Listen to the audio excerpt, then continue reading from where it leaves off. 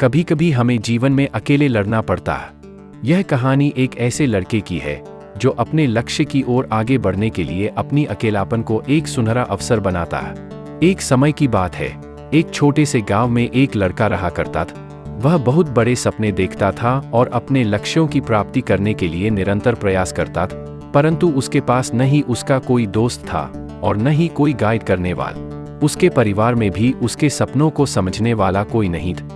इसलिए उसे लगता था कि वह अकेलेपन की जंजीरों से कब बाहर निकलेगा और अपने सपनों को कब पूरा करेगा। फिर भी उसने निरंतर प्रयास किया और अपनी आत्मविश्वास की आवाज को बुलंद किए।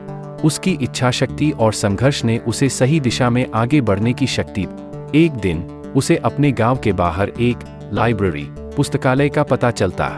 वह आश्चर्यचकित हुआ क्योंकि उसे पहले कभी ऐसी जगह नजर नहीं आई थी। धीरे धीरे उसने उस लाइब्रेरी पुस्तकालय के दरवाजे पर कदम रखा।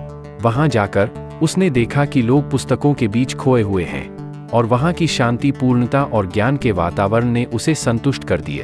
अपनी उत्कृष्टता को पहचानते हुए उसने यह निर्णय लिया कि वह लाइब्रेरी पुस्तकालय में समय बिताएगा। धीरे धीरे वह लाइब्रेरी पुस्तकालय की विभिन्न किताबों को पढ़ने लगा और नई दुनिया की खोज में निकल पड़ा। दिन बीतते गए और उसका ज्ञान दिन प्रतिदिन बढ़ता गया और वह अच्छे लेखकों और दर्शकों के साथ रिश्ते बनाने लगा। इसी के साथ उसने लिखने का भी मन बना लिए। उसने कई लेख लिखे जिसमें से उसका एक लेख प्रकाशित हुआ और उसे अवसर मिला अपने लेखकीय कौशल को दुनिया के सामने प्रदर्शित करने।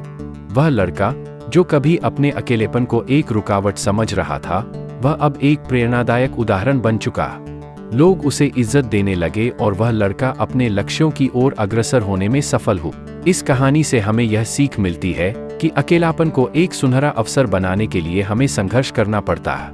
हमारी संयमितता, समर्पण और मेहनत हमें अपने लक्ष्यों की प्राप्ति की प्रति आगे बढ़ा सकती है।